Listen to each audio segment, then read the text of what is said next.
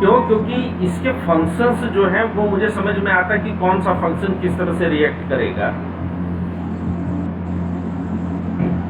हो सकता है कि मोबाइल सोच रहा हो, मैं नहीं जानता, लेकिन क्यों ये मोबाइल जो है मुझे नहीं चौंका सकता, क्योंकि मुझे वस्तुतः नहीं पता है कि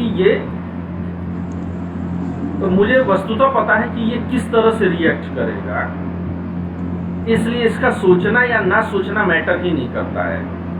लेकिन अगर ये अलग अलग परिस्थितियों में ये मोबाइल अलग अलग जो है तरीके से रिएक्ट करके मुझे चौंका दे, तो मैं ये कहूँगा कि मोबाइल खुद सोच रहा है। तो किसी का सोचना या न सोचना परिस्थितियों में बिल्कुल बांधा नहीं जा सकता। अगर बांध दिया, कांट की बहुत बड़ी आलोचना होती है। कांट कहते हैं कि केवल कर्तव्य के लिए कर्तव्य करो, ड्यूटी फॉर ड्यूटी चेक। ये कहा जाता है कि तब आप आदमी से बात कर रहे हैं कि रोबोट से बात कर रहे हैं, बिल्कुल आपने फिक्स कर दिया। जब जब शुभ होगा अशुभ तब तब होगा। Where there is good there will be evil also. जहां कहीं पर भी शुभ होगा वहां अशुभ अवश्य होगा। अब हमारा चयन निर्भर करता है कि हम शुभ का चयन करें कि अशुभ का चयन करें। सद्गुणी व्यक्ति हमेशा सही निर्णय नहीं लेता है, ये बात तो। और दुर्गुणी व्यक्ति, इसका उल्टा भी सही है कि जो बुरा वो होगा वो हमेशा बुरा ही करेगा। क्या? नहीं सर, पॉसिबल ही नहीं है भाई, अगर सद्गुणी हमेशा जो है अच्छा ही करेगा तो दुर्गुणी हमेशा बुरा ही करे। परंतु ऐसा भी कोई दृष्टांत हमको देखने को नहीं मिलता है। Conceptually philosophy something very great and we must admire. मैं नीति शास्त्र पढ़ाऊंगा तो इसी फीस में, इसी पैसे में, क्योंकि मुझे लग रहा है कि जरूरत पड़ेगी। सर क्योंकि नीति शास्त्र हमको समझ में नहीं आता, मेरे को तो समझ में नहीं आता। ऐसा लगता है सर के क्लास में बैठा हूँ तो 4 बच्चों का फोन आया मेरे पास, सर क्या करें? मैंने कहा हम क्या करें, एडमिशन आपने दिया है, पैसा आपने दिया, मैंने थोड़ी कहा था। भाई मैं रिक्वेस्ट कर सकता था कि मुझे पढ़ाने का मौका दीजिए आप, मैं पढ़ाऊं। उन्होंने नहीं दिया, तो अब इससे आगे मैं क्या कर सकता हूँ? मैं अपनी तरफ से तो मदद करने के लिए तैयार था। सर ऐसा लगता है कि कई हिरोशिमा और नागासाकी का कैसा बम फेंका गया, ऐसे शब्दों का बम हमारे सिर में फेंका जा रहा है। नहीं है, टीचर को एक्सप्लेन करना चाहिए हर एक शब्द। मैं जब आपके साथ में कोई शब्द बोलता हूँ तो मैं ये सोचता हूँ कि अगर मैं सबसे बेवकूफ़ बच्चा हूँ तो मैं उस शब्द को कैसे समझूंगा, इसीलिए मैं हर शब्द को तोड़ते रहने की कोशिश करता हूँ। खैर, अपार्ट फ्रॉम दैट टॉपिक, हम लोग उपनिषदों में कहाँ तक चर्चा में आ पड़े थे? बौद्ध दर्शन के बारे में बात हुई थी, चार्वाक्य, जैन और बौद्ध दर्शन। एक मिनट, मैं बताता हूँ, लिखवाना ही है अभी, ये इम्पोर्टेंट टॉपिक है।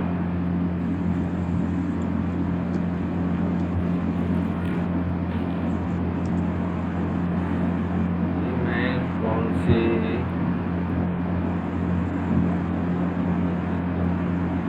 डन। तो हम लोग उपनिषदों पर बात कर रहे थे, तो बौद्ध दर्शन में क्या लाइन लिखी थी जरा बोलेंगे तब मैं उसको बना पाऊं।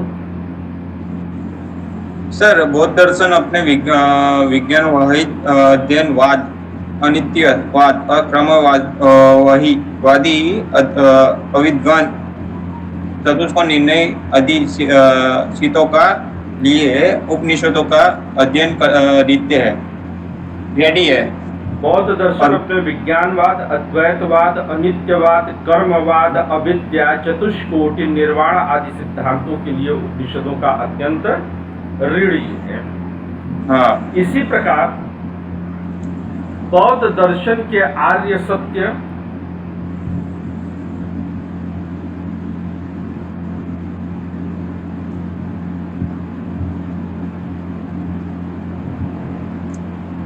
बौद्ध दर्शन के आर्य सत्य विशेषकर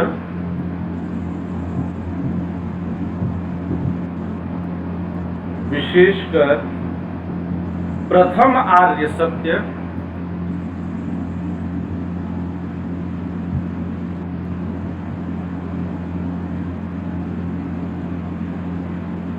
सर्वम दुखम यानी कि सब ओर दुख ही दुख है।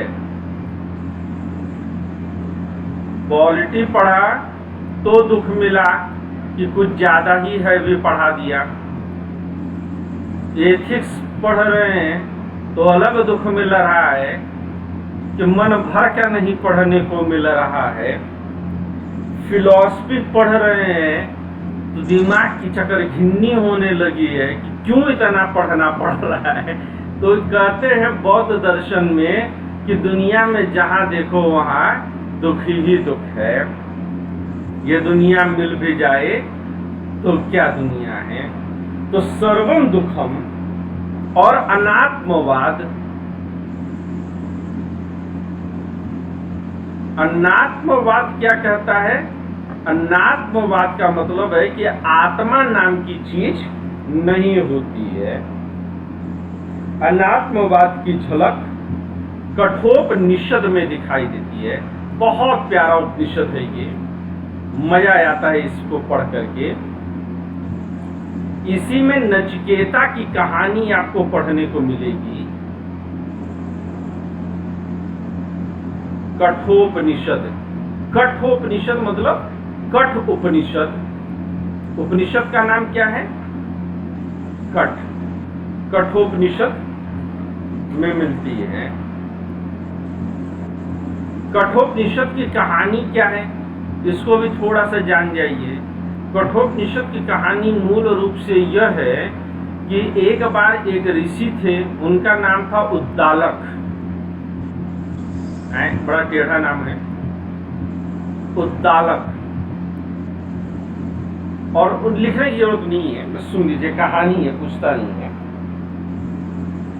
और उन्होंने एक यज्ञ किया और यज्ञ में उन्होंने जो है संकल्प किया कि अपनी सारी गायें वो दान कर देंगे। तो विशेषकर जो बूढ़ी अपाहिज गायें थी वो उनको जो है दान में लगा दिया, उन्होंने दान देने लगे।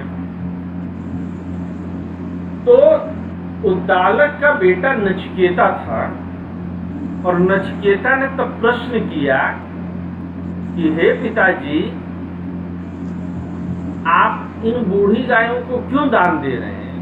तो उन्होंने कहा मेरी संपत्ति में जाए जिसे उसे दान दे दूं। तो नचिकेता ने कहा कि इस तरह से तो मैं भी आपकी संपत्ति हूं, तो आप मुझे किसे दान देंगे?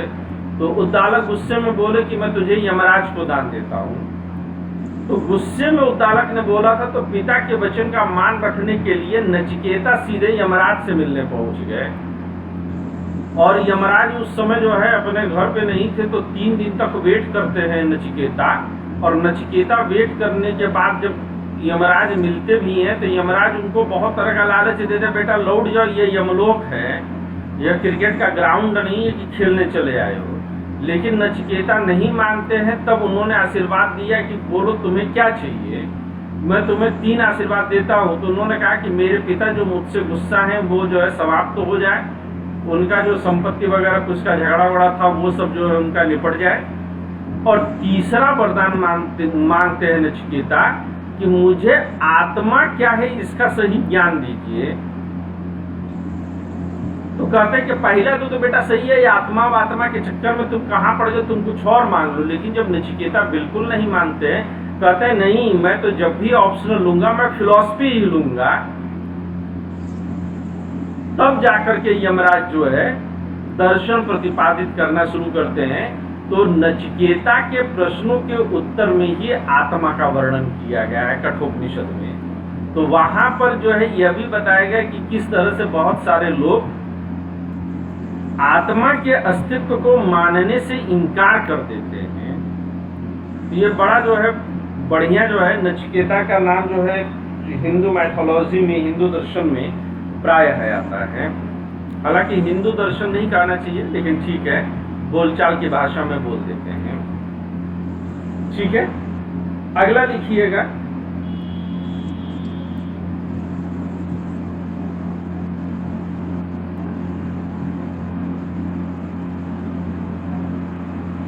सांख्य की प्रकृति, सांख्य भी एक दर्शन है, महर्षि कपिल द्वारा प्रतिपादित यह दर्शन है। तो सांख्य की प्रकृति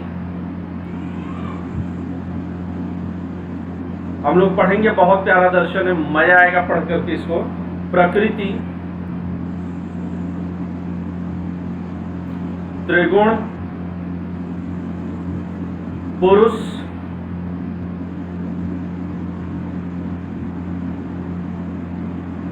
बुद्धि, अहंकार, मन, सूक्ष्म शरीर आदि के बीच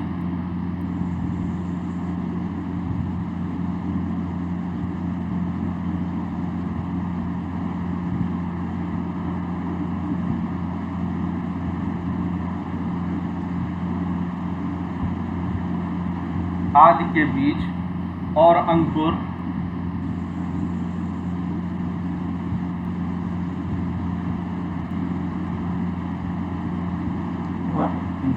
कठ और श्वेताश्वर उपनिषद में उपलब्ध है।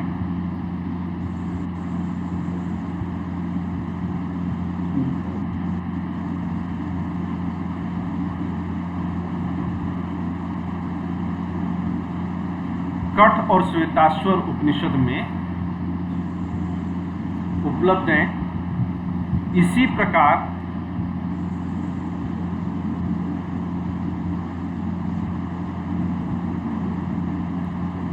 योग की जड़ें, इसी प्रकार योग की जड़ें, योग दर्शन की जड़ें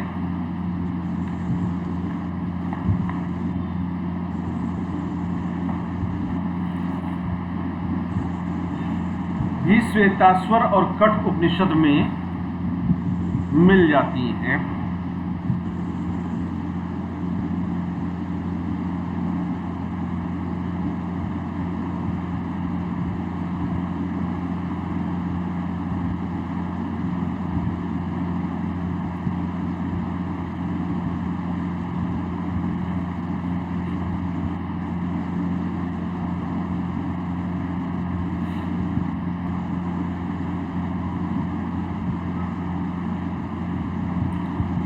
जैन दर्शन ने भी कर्मवाद और आत्म तत्व के व्याख्यान में, अब जैन दर्शन में क्या है आपको,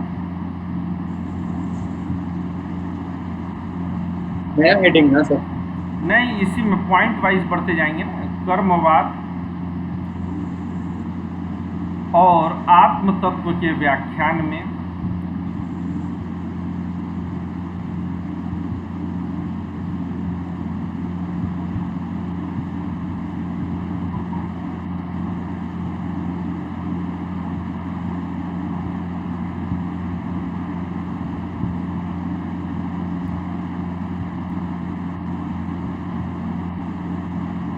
उपनिषदों से बहुत कुछ लिया है।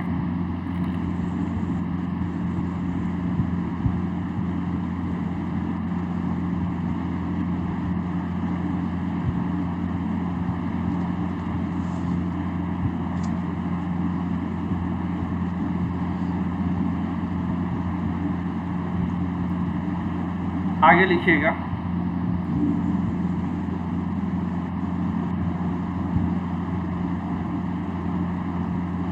न्याय वैशेषिक दर्शन भी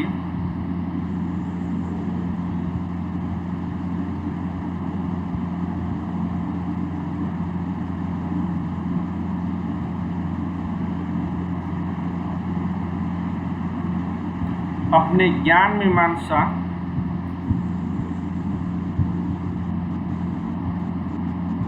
और तत्व मीमांसा के लिए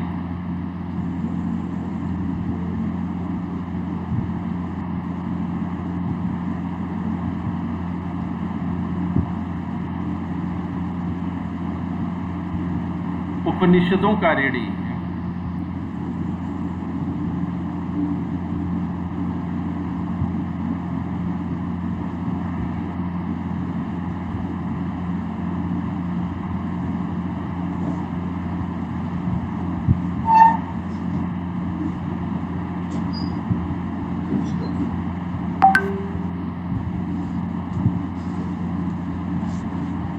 उपनिषदों का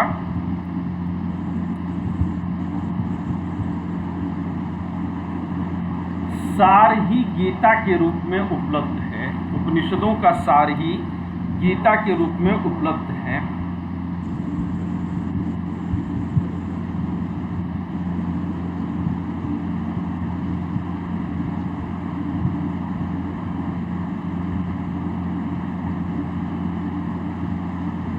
प्रायः अलंकृत भाषा के रूप में, अलंकृत मतलब सजी सजाई भाषा के रूप में, प्रायः अलंकृत भाषा के रूप में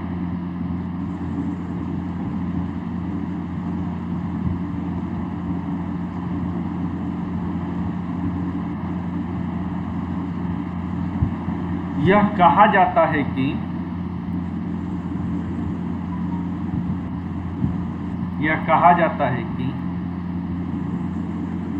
ये कोटेशन याद रखिएगा, कोट करने में चाहे निबंध हो या कहीं पर बड़ा अच्छा रहेगा।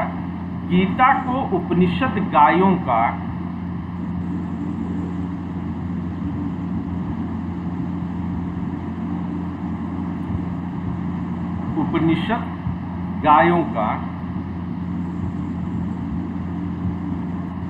उपनिषद गाय यानी कि उपनिषदों की तुलना यहाँ पर किससे कर रहे हैं? किसी गाय से। गीता को उपनिषद गायों का अमृत रूपी दूध माना गया है। अमृत रूपी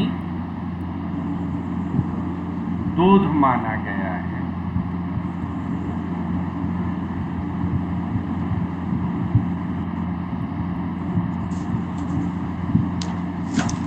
जिसे गोपाल कृष्ण ने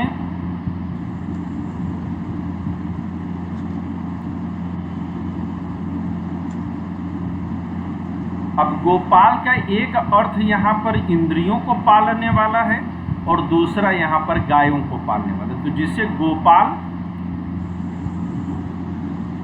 कृष्ण ने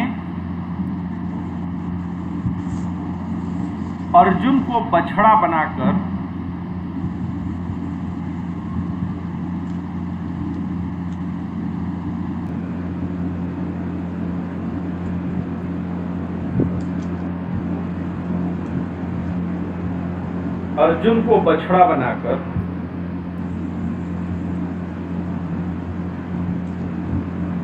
विद्वानों के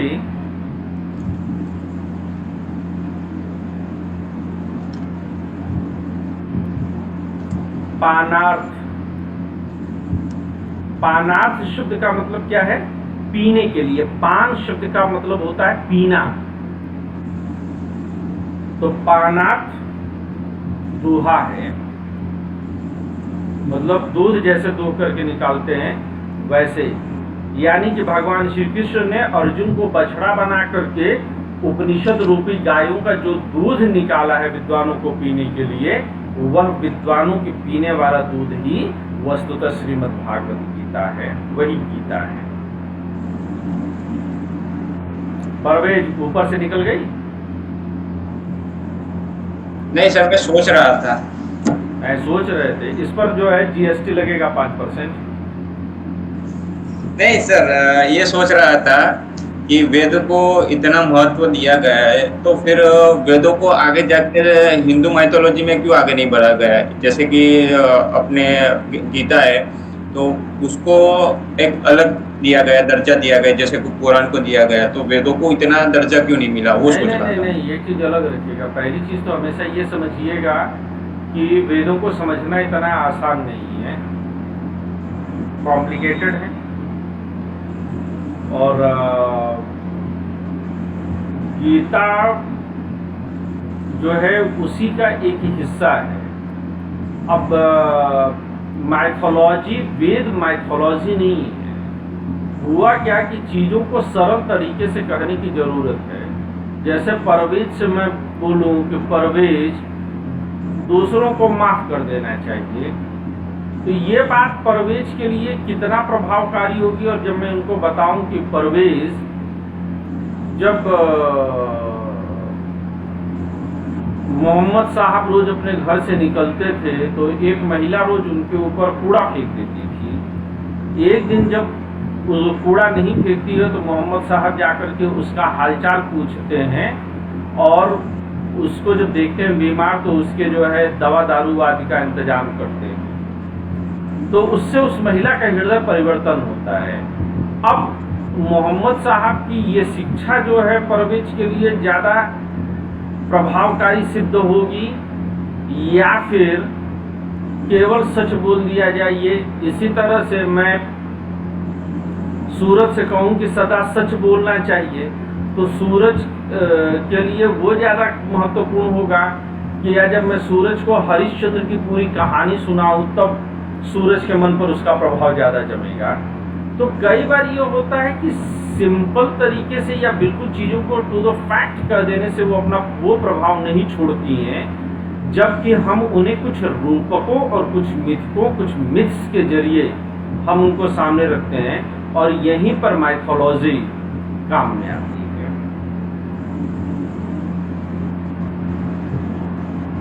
ठीक है? Yes sir. मैं थोड़ा सा पानी पी लूँ इसी बात पर, यस। फिर आगे बढ़ते हैं।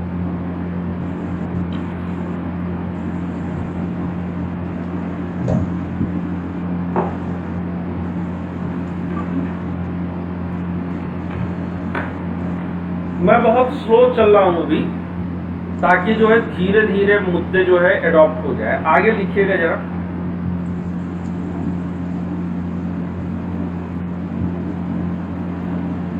वेदांत दर्शन का मूल ग्रंथ हायर पॉइंट।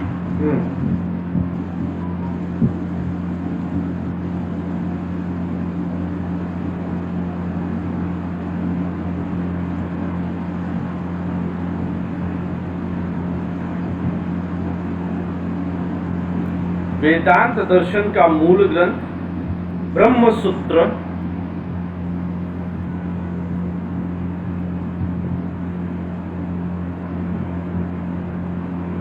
उपनिषदों के दर्शन का सार है।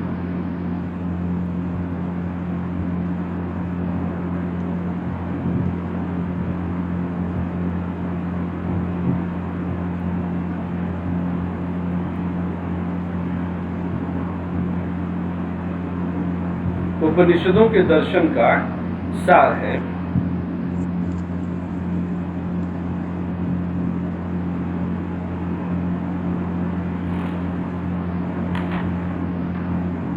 ठीक है, तो यहां तक जो है हमने इस चीज पर चर्चा की कि किस तरह से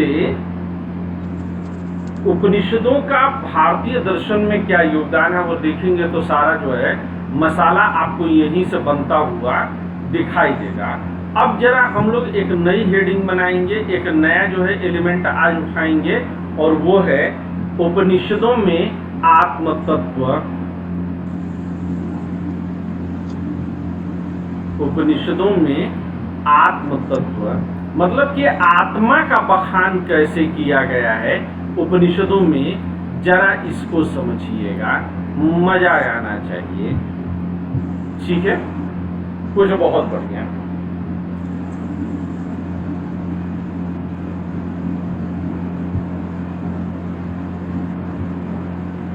पहला पॉइंट इसमें लिखिएगा, आत्मा या इसको ऐसे बनाइए, आत्म तत्व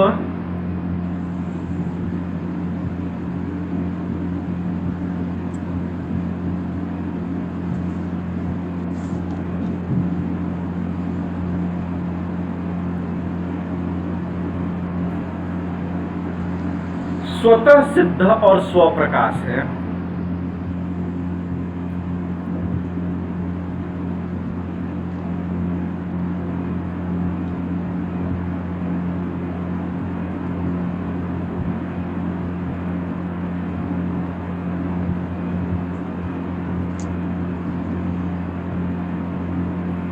स्वतः सिद्ध का मतलब क्या होता है कि जैसे किसी चीज का अस्तित्व है कि नहीं है, ये सिद्ध करने के लिए हमें प्रमाण देना होता है।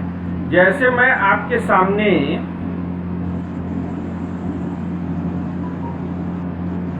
इस पेन को लेकर के ये बोलूं कि यह एक कलम है, तो आप कहेंगे कलम कैसे है, मैं नहीं मानता, तो फिर मैं इसको पेन टैब पर चलाऊंगा और जो लिखा जाएगा वो देख करके कहेंगे अच्छा ये कलम तो है, लेकिन ये थोड़ा डिजिटल टाइप की कलम है, लेकिन है कलम। ये बात मास्टर साहब हम आपकी मान रहे हैं।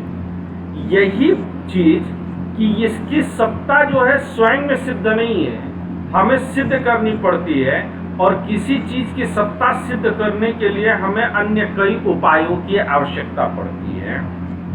जैसे ये कहें कि मैं फिलॉसफी का एक टीचर हूं, तो ये कहा जाएगा ठीक है भैया कैसे आप फिलॉसफी के टीचर हैं, तो मैं कहूँगा कि आप फिलॉसफी के सवाल पूछिए, फिलॉसफी के बारे में बात करिए, मेरे फिलॉसफी के वीडियोस देखिए, मेरे फिलॉसफी के लेक्चर देखिए।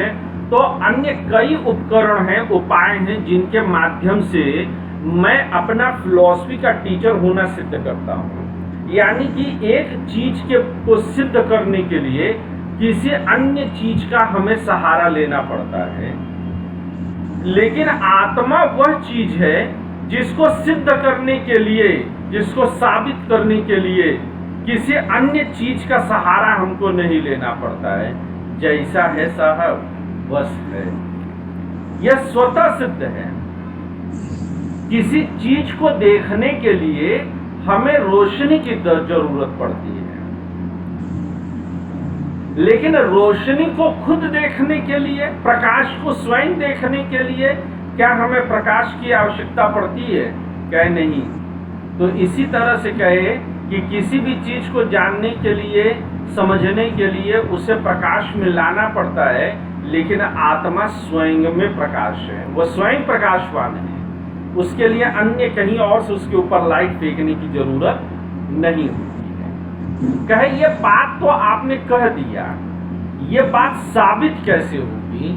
तो कहे कि साबित करना भी बहुत टेढ़ी खीर नहीं है। हम सीधे सीधे लिखते हैं कि प्रत्येक व्यक्ति को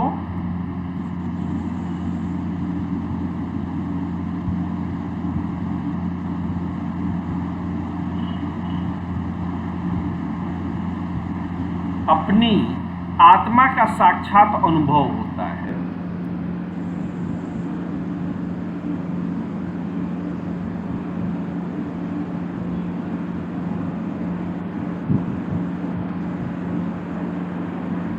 जैसे आप कहते हैं कि मैं हूं, तो मैं कौन हूं?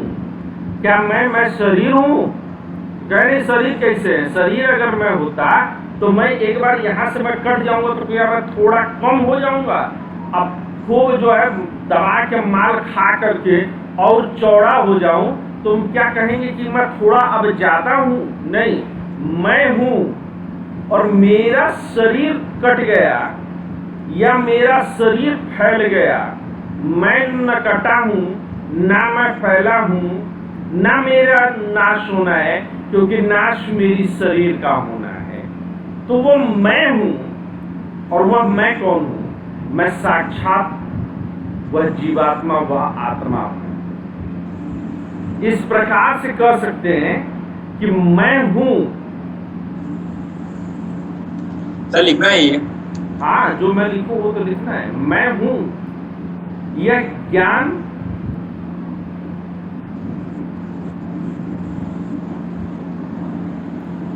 संशय का या संदेह का विषय नहीं हो सकता।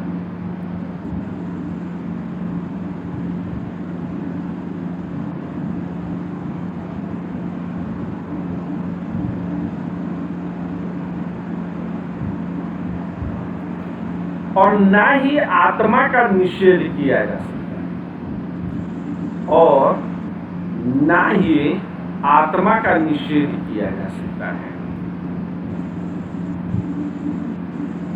निषेध करने का मतलब क्या है कि उसको नकारा नहीं जा सकता, और ना ही आत्मा का निषेध किया जा सकता है। क्यों आत्मा का निषेध नहीं किया जा सकता है? क्यों नकार नहीं सकते हैं? क्योंकि जब मैं कहूंगा कि मेरी आत्मा नहीं है, तो वह कहने वाला कौन है? इसको नोट करके लिखिएगा। पाश्चात्य दार्शनिक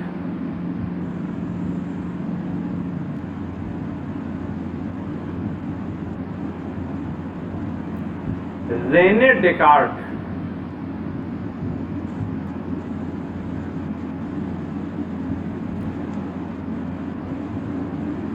का प्रसिद्ध दर्शन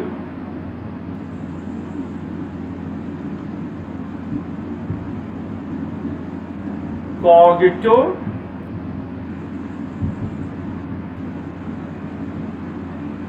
एर्गो ERGO एर्गो सम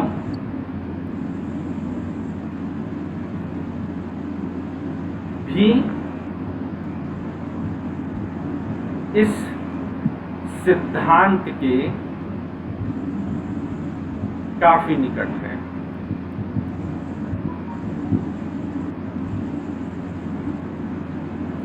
रेने डेकार्ट भी कहता है कि आप दुनिया के हर एक चीज पर संदेह करिए, लेकिन संदेह करते करते करते करते जब आप अपने ऊपर आएंगे और खुद संदेह करेंगे तो संदेह करने वाले का अस्तित्व अपने आप सिद्ध हो जाता है, क्योंकि आप संदेह कर रहे हैं। तो इसी को कहते हैं I doubt therefore I am. Cogito ergo sum का वास्तविक मतलब हम लोग पढ़ेंगे इस डिटेल में, पढ़ना है। बड़े प्यारी से बुक है रेने डेकार्ट की, मेडिटेशन के नाम से। तो कहते हैं कि मैं डाउट कर रहा हूं साहब, आई डाउट देयरफॉर आई एम, मैं संदेह कर रहा हूं, इसका मतलब कि मैं हूं, क्योंकि मैं ना होता तो मैं संदेह भी ना करता।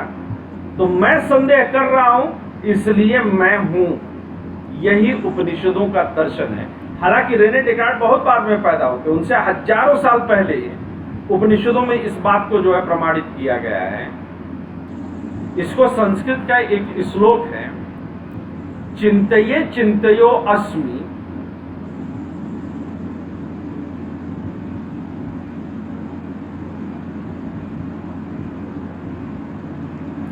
चिंतये, ये आधा अ है, चिंतयो अस्मि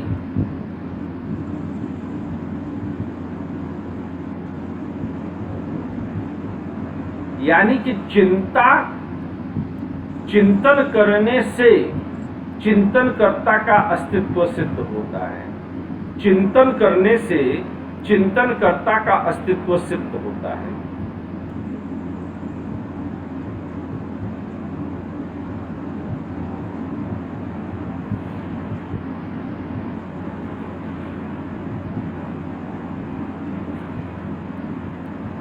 चिंतनकर्ता का अस्तित्व सिद्ध होता है। अब पैरा चेंज करके लिखिएगा,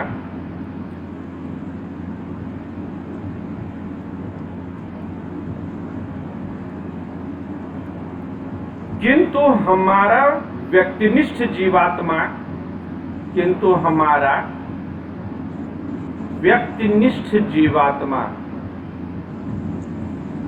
व्यक्तिनिष्ठ जीवात्मा कहने से क्या मतलब है कि जो आत्मा मुझ में है वह मेरा व्यक्तिनिष्ठ आत्मा है, जो आत्मा तुम में है जीव के रूप में वह तुम्हारी जीवात्मा है।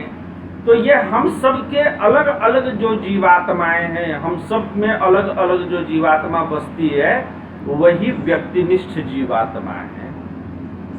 तो एक व्यक्तिनिष्ठ जीवात्मा है, एक वस्तुनिष्ठ आत्मा है जो मुझ में, तुम में, धरती में, आकाश में, जिंदा में, मुर्दा में, अच्छा में, बुरा में, सब में जो आत्मा बसती है वह वस्तुनिष्ठ आत्मा है, वह ब्रह्म है।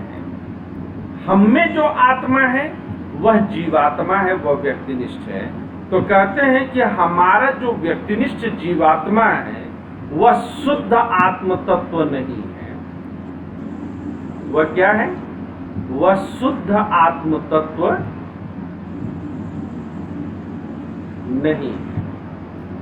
क्यों नहीं है? क्योंकि अभी जीवात्मा है तो अभी सच लग रहा है, मैं मर जाऊंगा, जीवात्मा छोड़ करके निकल जाएगी किसी और शरीर की तलाश में, तो उस समय वो जीवात्मा वहां नहीं होगी, तो असत है। और हम लोगों ने शुरू में तय किया था कि सत्य क्या है? जो त्रिकाल में जिसका अस्तित्व रहेगा वह सत्य है जो भूत में भी रहे, वर्तमान में भी रहे और भविष्य में भी रहे, जिसकी सत्ता कभी भी बाधित न हो, जो सच कभी ना मिट सके, वही सच है। तो कहते हैं कि यह सत्य नहीं है, यह असत्य भी नहीं है, क्योंकि हमने पहले तय किया है कि असत्य क्या है।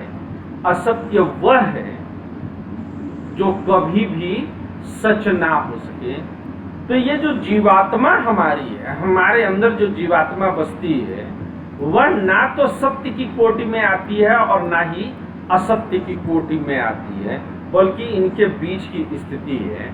तो कहते हैं कि यह सत्य, और उपनिषदों में इसको कहा गया है कि यह जो व्यक्तिनिष्ठ जीवात्मा है यह कैसी है। तो कहते हैं कि यह सत्य और असत्य का मिथुनीकरण है। यह सत्य और असत्य का मिथुनीकरण है। मिथुनीकरण का मतलब मिल करके बनने से है।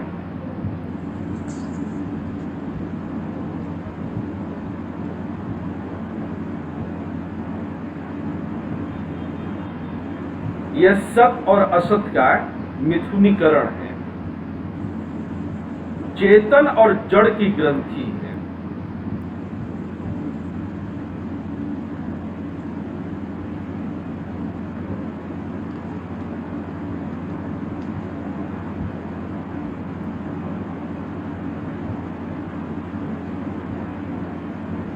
चेतन और जड़ की ग्रंथि है।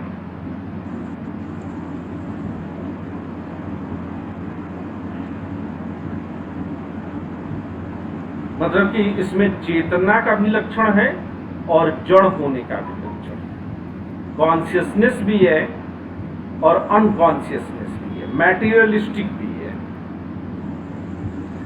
तो चेतन और जड़ की यह ग्रंथि के रूप में है। आगे कहते हैं कि जीव जो है, यह जीवात्मा जो है, जो हम में आप में जीव है, यह अविद्याजन्य है। यह कैसी है? यह जीव अविद्याजन्य है। यानी कि यह मेरा सही स्वरूप नहीं है। जीवात्मा मेरा सही स्वरूप तो स्वयं ब्रह्म रूप हूं मैं, जिसका कोई गुण नहीं है, जिसके बारे में कोई ना आप सकारात्मक बात कर सकते हैं, ना जिसके बारे में आप कोई नकारात्मक बात कर सकते हैं। आप कुछ बोल ही नहीं सकते उसके स्वरूप के बारे में, लेकिन जीव के बारे में हम कहते हैं। तो जो जीवात्मा है यह अविद्याजन्य है। और यह क्यों ऐसा बन गया है, इसके पीछे का रीजन बताते हैं। कहते हैं कि शरीर, इंद्रियां,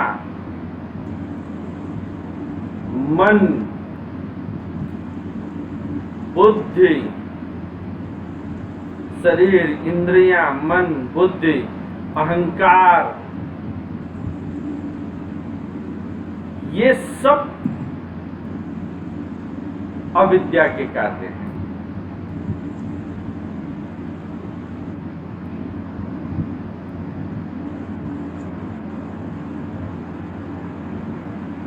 और अविद्या के कार्य के रूप में ये सब क्या है? भौतिक भी है। मैं भौतिकता से बचूंगा, लेकिन ये जरूर कहूंगा कि शरीर, इंद्रियां, मन, बुद्धि, अहंकार, ये सब अविद्या के कार्य हैं और जीवात्मा को घेरे रहते हैं।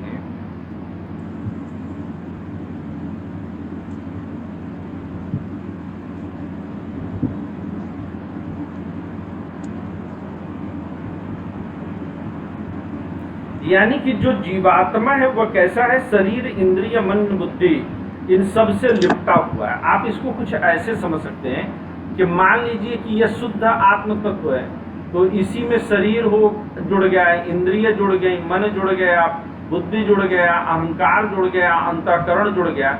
तो ये इन सब से जुड़ करके जो खड़ा हो गया, यही क्या है? यह जीवात्मा है। लेकिन ये शुद्ध स्वरूप था। ये सब क्या है? अविद्या के कारण ये सब दिखाई देते हैं। इसलिए जीवात्मा स्वयं क्या है? यह शुद्ध स्वरूप तत्व नहीं है, बल्कि यह अविद्या है। यह बात क्लियर है सबको? Is that clear? Suraj? Yes sir. इसमें 4 तारीख दे ले रहे हैं? इसमें जी सर, जी सर, क्लियर। ये 4 वाले 17 से 2022 17 करते हैं।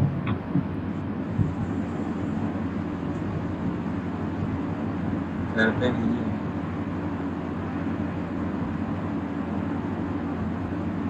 ओके, चलिए तो आगे बढ़ते हैं।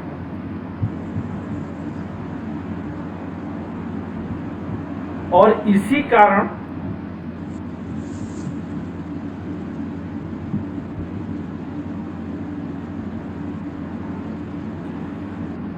जीवात्मा सीमित या व्यक्तिनिष्ठ बन जाता है, और इसी कारण जीवात्मा सीमित या व्यक्तिनिष्ठ बन जाता है।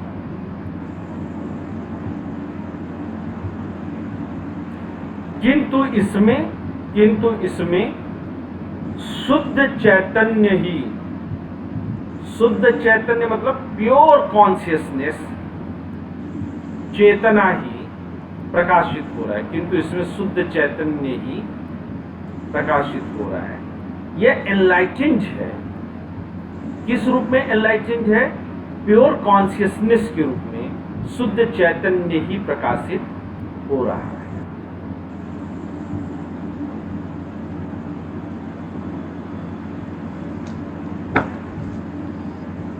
वस्तुतः जीव का स्वरूप, वस्तुतः जीव का स्वरूप, जीव का वास्तविक स्वरूप क्या है? शुद्ध आत्म चैतन्य,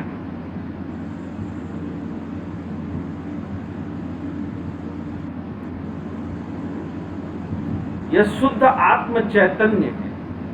शुद्ध आत्म चैतन्य के रूप में यही साक्षी है। अब ये साक्षी क्या होता है, ये मैं आप लोगों को जब हम वेदांत दर्शन का अध्ययन करेंगे शंकराचार्य पर, तब साक्षी पर मैं आप लोगों को डिटेल में बताऊंगा। लेकिन साक्षी का मतलब क्या होता है? एक तरह से गवाह है जो सब कुछ होते हुए तो देख रहा है लेकिन उसका हिस्सा नहीं है। उपनिषदों में एक कथा आती है कि एक डाल पर 2 पंछी बैठे हैं।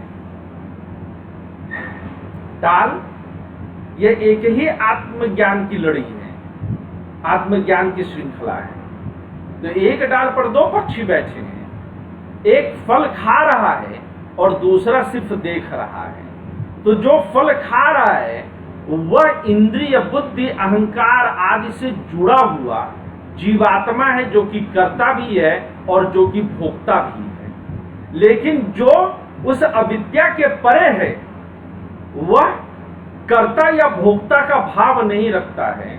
उसके अंदर ये चीज नहीं रखती कि है इस संसार में तो चीजें तो करेंगे, लेकिन उसके अंदर अहंकार नहीं है कि मैं कर रहा हूं, अरे मैं तो आशीष सर हूं, अरे वाह वाह वाह वाह, मैं जो फिलॉसफी पढ़ा देता हूं वही यूपीएससी पूछता है। ये जो कर्ता भाव है, ये जो भोक्ता का भाव है कि मैं पढ़ा देता हूं, कितने बच्चे मेरे प्रशंसा के गुण गाते हैं, वाह वाह वाह वाह, ये बात जो है ये भोक्ता बनाता है मुझको। और ये कर्ता कि मैं करने वाला हूं और मैं फलों का भोगने वाला हूं, यह दोनों ही अविद्याजन्य है।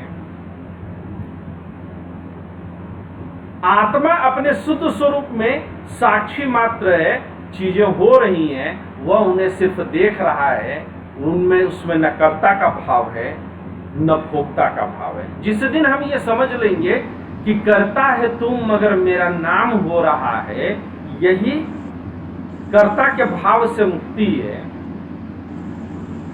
आगे जब साक्षी तत्व पढ़ेंगे तो उस पर और चर्चा करेंगे, अभी बहुत अधिक नहीं जाएंगे। और जो साक्षी है शुद्ध आत्म चैतन्य, यही ब्रह्म भी है, यही ब्रह्म। क्लियर है ये बात? शुद्ध आत्म तत्व को स्पष्ट करते हुए मुझे लगता है कि शंकराचार्य ने एक बहुत अच्छी बात कही। आत्मन शब्द के बारे में शंकराचार्य ने कहा था, लिखने की जरूरत नहीं है, सिर्फ समझिएगा। शंकराचार्य ने कहा था कि आत्मा जगत के सारे पदार्थों में व्याप्त है। सारे पदार्थ का मतलब चाहे जड़ हो, चाहे चेतन हो, चाहे शुभ हो, चाहे अशुभ हो, अच्छा हो, बुरा हो, खराब हो, गंदा हो, छीछी हो, सब में आत्मा है। तो आत्मा जगत के सभी पदार्थों में व्याप्त है, इसलिए उसे कहा गया आपनोति। इसी प्रकार से वह सभी पदार्थों को ग्रहण कर लेता है। वह किसी चीज को अच्छा या किसी को बुरा नहीं मान रहा है, उसके अंदर ग्रहण करने की क्षमता है, इसलिए आदत्ते। और सारे पदार्थों का वह अनुभव करता है, वही अति है। तो कहते हैं कि आपनोति आदत्ते अति, और इसकी सत्ता निरंतर बनी रहेगी, कभी खत्म नहीं होगा। यह वो सिलसिला नहीं जो कहीं पर जाकर के थम जाता है। तो आत्मा कभी थमता नहीं है, और थमता नहीं है, इसका अस्तित्व कभी समाप्त नहीं होता, इसीलिए यह सत्य है। तो शंकराचार्य कहते हैं कि यह आपनोति है। क्यों? क्योंकि संसार के सभी चीजों में व्याप्त है। ये मैं इसको लिख रहा हूं, आप ऐसे समझिएगा कि आत्मा को शंकराचार्य कैसे समझाते हैं। कहते हैं कि यह आपनोति है, यानी कि संसार के सभी चीजों में व्याप्त है। यह आदते है। आदते का मतलब कि सभी पदार्थों को अपने अंदर ग्रहण कर लेता है। यह अति है। अति का मतलब क्या है? कि यह सभी पदार्थों का अनुभव करता है और निरंतरता है इसमें, यह कभी बाधित नहीं होता है। तो यह शंकराचार्य ने जो है आत्मा को परिभाषित किया है। ये लिखने की जरूरत नहीं है, क्योंकि इस लेवल पर कभी जो है आपका यूपीएससी पूछेगा नहीं। लेकिन आत्मा विशुद्ध रूप से क्या, मैं इस चीज को समझाने की कोशिश कर रहा हूं। आत्मा वह नहीं है जो हिंदी सिनेमा में सफेद रंग की साड़ी पहन करके हाथ में कैंडल लेकर के घूमती हुई दिखाई देती है। वह आत्मा नहीं है। आत्मा बहुत अलग चीज है। इसके बारे में एक बड़ी प्रसिद्ध कथा मुझको याद आती है।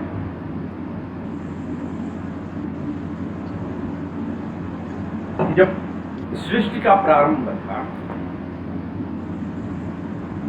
ये छांदोग्य उपनिषद से मैं आपको कथा सुना रहा हूं। तो कथा है, सुनिएगा।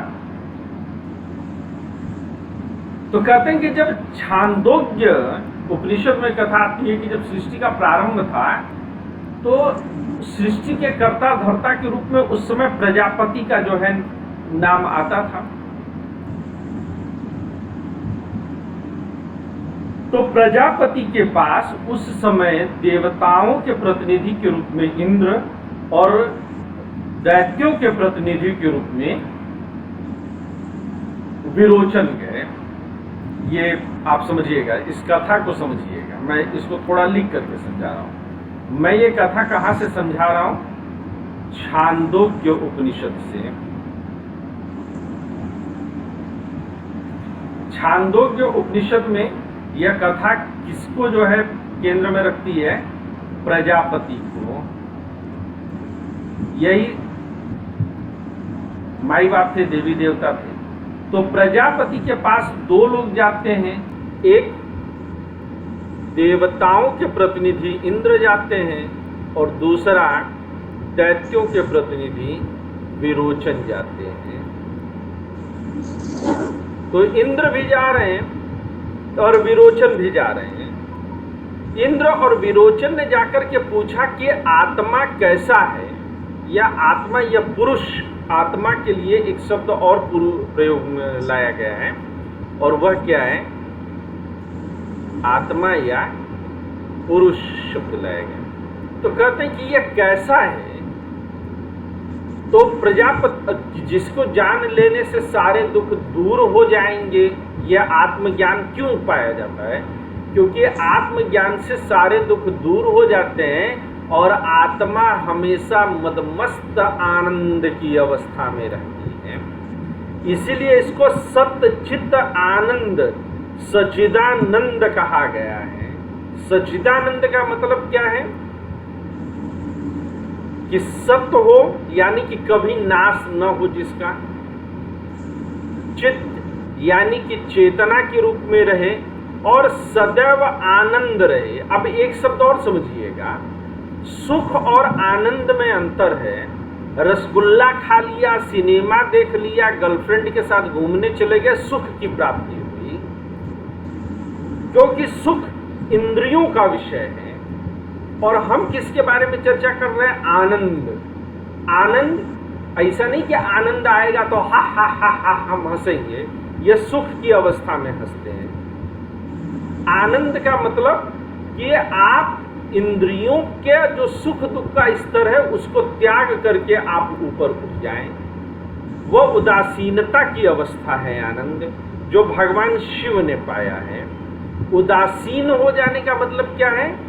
उत धन आसीन, उत माने ऊपर उठना, आसीन तो जो सुख दुख से ऊपर उठ जाए वही उदासीन है, और उदासीनता में ही वो आनंद है। तो कहे कि हमको आत्मज्ञान चाहिए। आत्मज्ञान क्यों चाहिए? क्योंकि आत्मज्ञान जब हम प्राप्त कर लेंगे तो हम सच्चिदानंद की अवस्था में रहना शुरू करेंगे। तो प्रजापति कहते हैं इंद्र और विरोचन से कि अभी तुम लोग इसके पात्र नहीं हो, जाओ 32 वर्ष की तपस्या करके आओ, कठोर वाली। तो 32 वर्ष की कठोर तपस्या करने इंद्र और विरोचन जाते हैं। जब इंद्र और विरोचन 32 वर्ष की कठिन तपस्या में जाकर के आते हैं तो प्रजापति उनको उपदेश देते हैं। कहते हैं कि दूसरों की आंखों में झांकने से या दर्पण में झांकने से या जल में झांकने से जो पुरुष दिखाई देता है वही आत्मा है। कब दिखाई देता है? यानी कि जागृत अवस्था में। यहां पर किसको बोला उन्होंने? कि जागृत अवस्था में जो पुरुष दिखाई दे वही आत्मा है। तो विरोचन ने कहा अरे वाह, मैं जान गया कि आत्मा क्या है, आत्मा क्या है। लेकिन इंद्र ने कहा कि नहीं यार, ये तो डाउट है बहुत बड़ा, ये कैसे हो सकता है। इंद्र को इस बात से, और विरोचन चले जाते हैं अपने लोगों को बताते हैं कि ये देखो सब फर्जीवाड़े की बात है, प्रजापति ने मुझे बता दिया है कि आत्मा क्या है।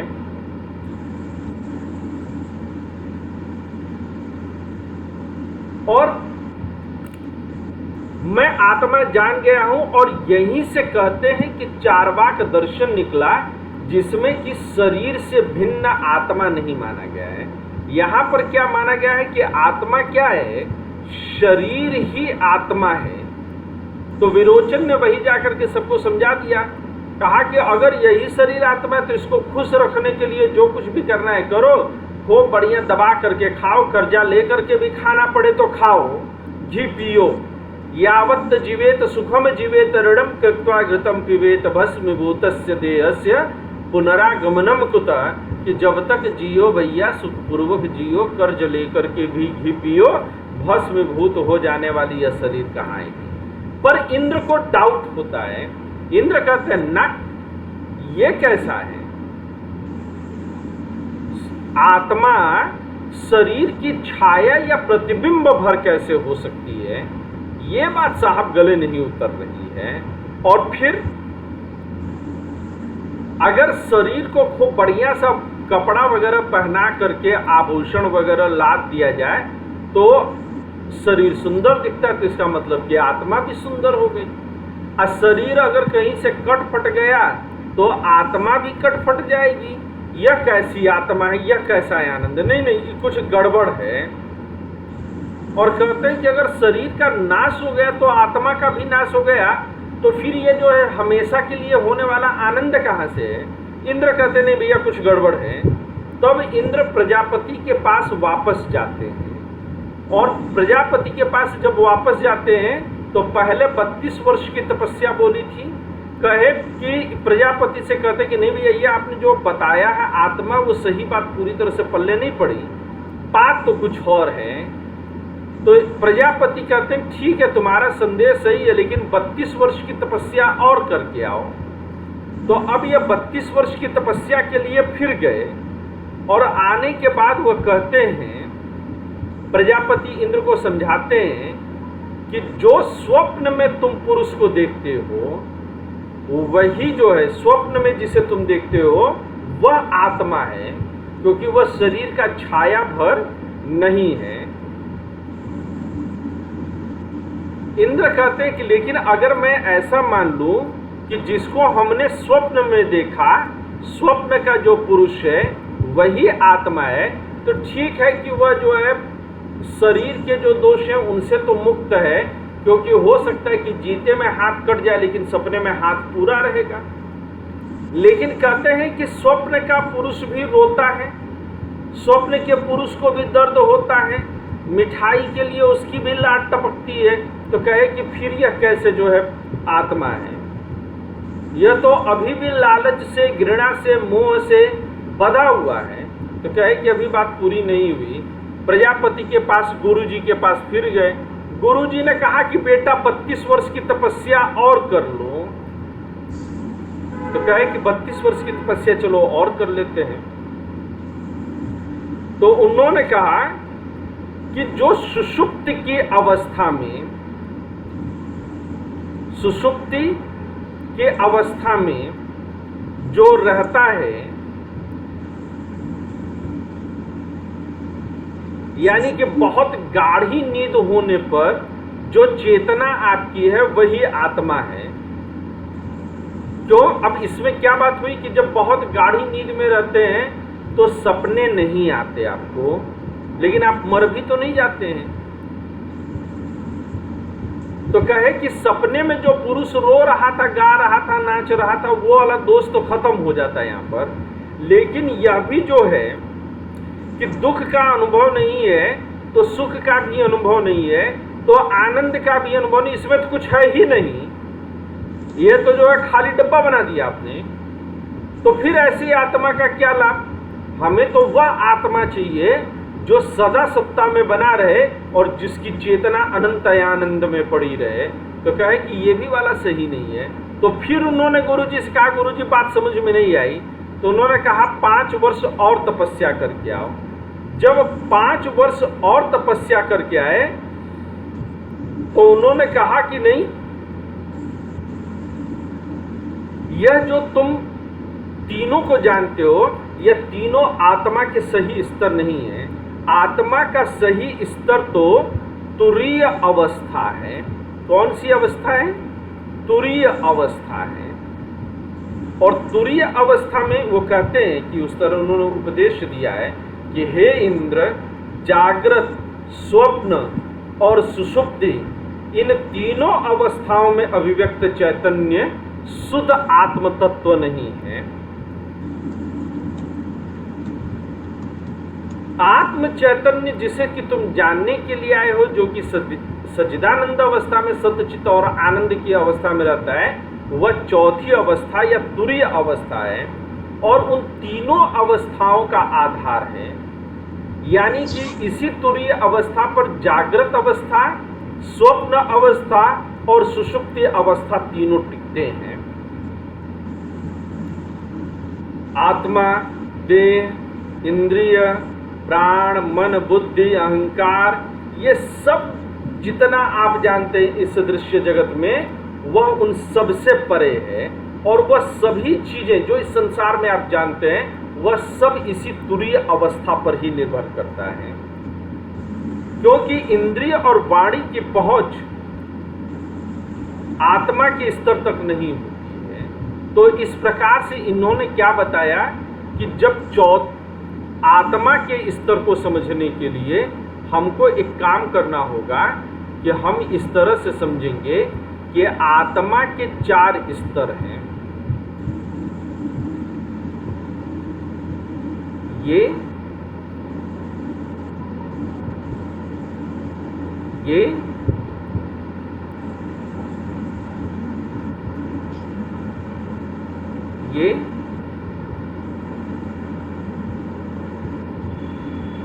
और यह जो अवस्था है यह तुरीय अवस्था है। यही शुद्ध आत्म चैतन्य तत्व है। इसके ऊपर की जो अवस्था है वह सुषुप्ति की अवस्था है।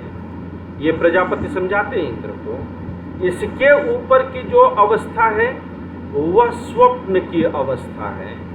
और जो सबसे अधिक हम लोग जो है लक्षण पाते हैं वह कैसी अवस्था है, तो कहते हैं कि वह जागृत की अवस्था है। तो कहते हैं कि यह जो तुरीय अवस्था है यही तीनों का आधार है।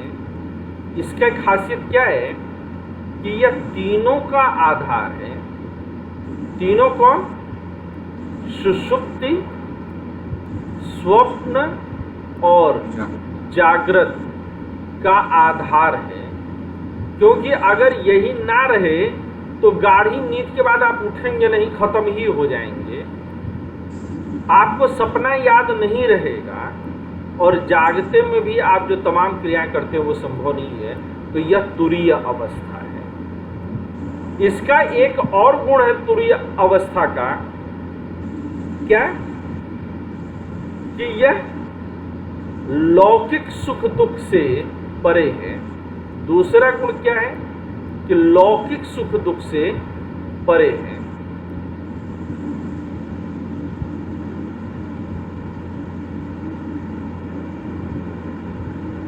उनसे भिन्न है। इसकी तीसरी खासियत क्या है कि यह अतीन्द्रिय है। अतीन्द्रिय होने का मतलब क्या होता है कि इंद्रियों की पहुंच के बाहर है। यानी कि आंख से देख नहीं सकते, कान से सुन नहीं सकते, नाक से सूंघ नहीं सकते, जीभ से चाट नहीं सकते और त्वचा से इसको स्पर्श नहीं कर सकते। तो यह इंद्रियों की पहुंच के बाहर है, यह अतीन्द्रिय है। इसके अलावा इस तुरीय अवस्था की खासियत क्या है कि यह अखंड आनंद स्वरूप है।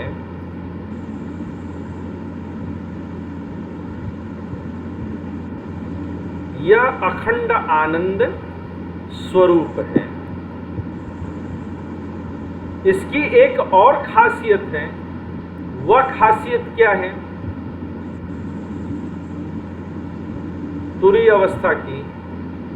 वह यह है कि यह अनिर्वचनीय है।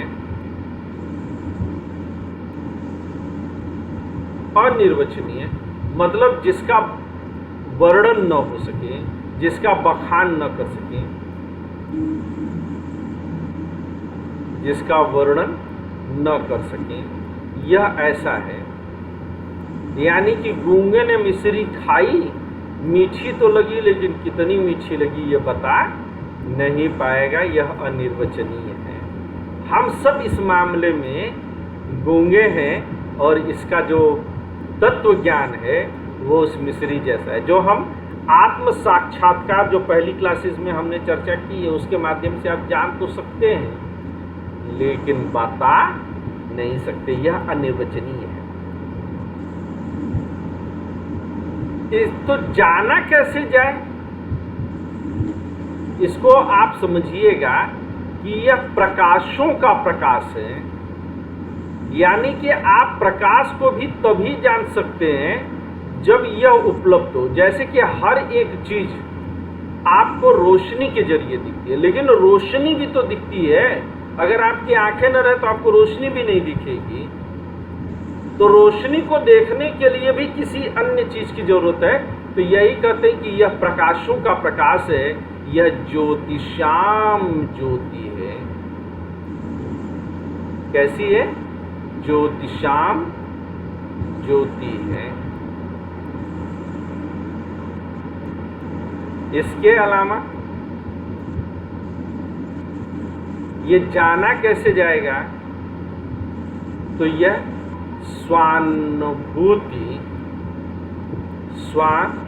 स्वानुभूति द्वारा, यानी कि इसके अनुभूति द्वारा आत्म साक्षात्कार होगा। पहली क्लास में हम लोगों ने चर्चा की थी ना कि आत्म साक्षात्कार होता है सत्य ज्ञान का। सत्य ज्ञान वो नहीं जो किताब में पढ़ करके और सुन करके समझिए, तो यह आत्म साक्षात्कार होगा। तो जरा इसे बना लीजिए। ये आत्मा की विभिन्न अवस्थाएं।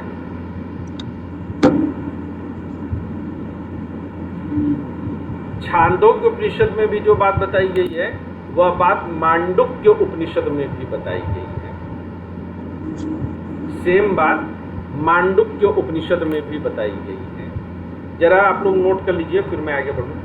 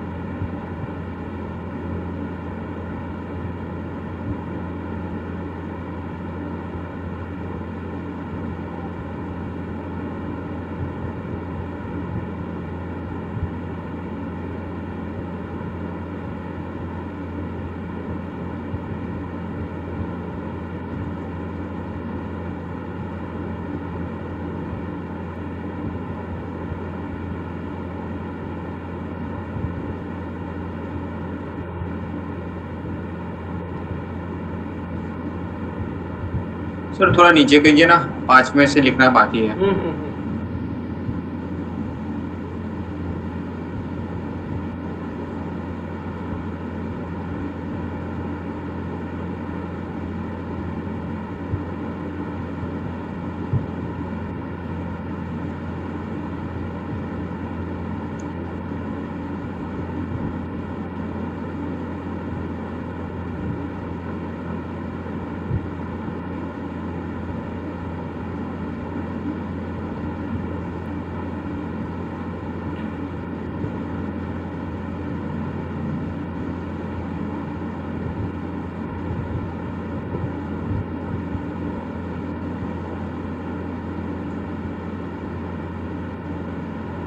सूरज, एनी, आप लोग के हो गए? मैं आगे बढ़ूँ? Yes sir. सर लास्ट बाकी है। ठीक ठीक ठीक।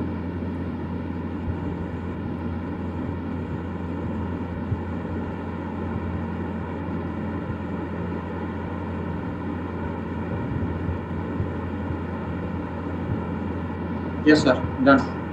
अब कठोपनिषद में, मतलब केवल समझने के लिए कि कठोपनिषद में भी इसी तरह से जब आत्मा को समझाया गया तो आत्मा वह नहीं है जो शरीर में कैद है और बाद में सफ़ेद रंग की साड़ी पहन करके लाल, मतलब लाल बिंदी बिंदी लगा करके मोमबत्ती लेकर के टहलती हुई मिले, वह नहीं है। यहाँ पर कठ उपनिषद में अगर मैं बात करूँ तो कठ उपनिषद में एक बड़ा अच्छा जो है वर्णन आता है।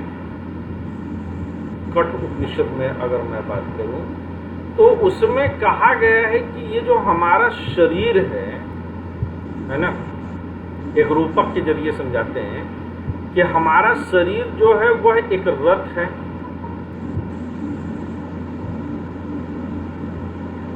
रथ है तो पहिए होंगे, है ना, तो ये शरीर है। शरीर किस चीज से जो है जोड़ा गया है? शरीर रथ है। इस रथ में इंद्रिय रूपी घोड़े जुते पड़े हैं, ठीक है, ये घोड़ा है, ये भी एक घोड़ा। ऐसा घोड़ा जो है केवल आशीष सर की क्लास में आता है, ये स्पेशल जो है मंगवाया गया मंगलपुरा से घोड़ा है। तो घोड़े किसको रिप्रेजेंट करते हैं? चलो टांग वांग भी बना देते हैं घोड़े के, ठीक है। घोड़ा किसको रिप्रेजेंट करता है? ये घोड़ा जो है इंद्रियों को रिप्रेजेंट करता है। तो शरीर रूपी रथ जो है वह किसके दम पर दौड़ रहा है? इसको खींच कौन रहा है? इंद्रियां। कभी रसगुल्ला की ओर ले जा रही हैं, तो कभी सिनेमा की ओर ले जा रही हैं, तो कभी जो है सुंदर लड़की या सुंदर लड़के की तरफ खींच करके ले जा रही हैं। तो वो इंद्रियां हैं जो शरीर को खींच करके ले जा रही हैं, चलो चलो चलो चलो, तो वो उसको खींच रही हैं। और इसमें जो है सारथी कौन है इसका? अगर ये रथ है तो ये जो है बंधे भी होंगे।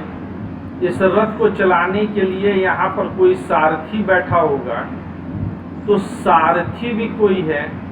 तो कह रहे हैं कि ये सारथी कौन है? तो कहते हैं कि ये सारथी जो है वह बुद्धि है। यानी कि बुद्धि जो है वो घोड़ों को नियंत्रित करने की कोशिश करती है, सारथी घोड़ों को नियंत्रित करने की कोशिश करता है। यह जो इसकी लगाम बनाई गई है, लगाम किस चीज का है?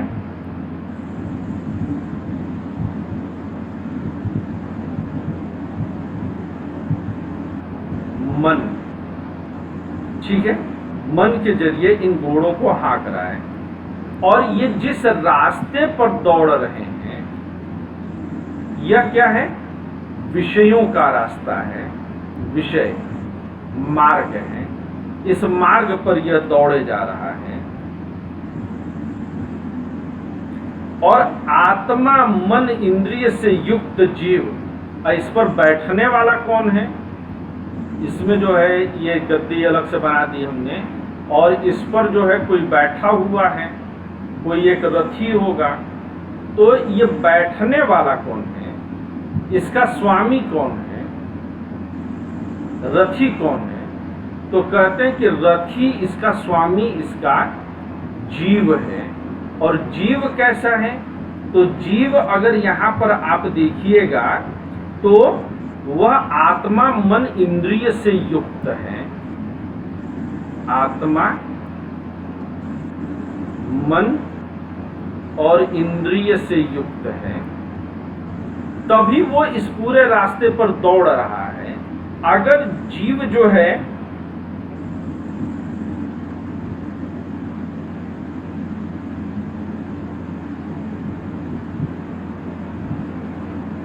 अविद्या से अपने आप को मुक्त कर ले तो उसे ना सारथी की जरूरत है ना वो घोड़ों की तरफ जाएगा, न लगाम कसने की जरूरत पड़ेगी और न विषय रूपी मार्ग पर जो दौड़ेगा। तो आत्मा मन इंद्रिय से युक्त जीव है, इसलिए वह इस रथ पर, इस रास्ते पर लगातार दौड़ता है। दौड़ने में थकता है, टूटता है, पलटता है, प्यास लगती है, भूख लगती है, सब होता है। ठीक है, तो कठ उपनिषद मानता है कि जो साक्षी रूप है, जो वास्तविक आत्म तत्व है, वह इन सब के प्रपंच से अपने आप को मुक्त कर लेता है। तो जिस दिन आत्मा का वास्तविक ज्ञान हो जाएगा, उस दिन हम इस पूरे प्रपंच से अपने आप को मुक्त कर लेंगे। यहाँ तक की बात क्लियर है। मैं चाहता हूँ कि आज इस पर आप लोग चिंतन मनन करिए, तो कल उपनिषदों में ब्रह्म जो है हम उस पर चर्चा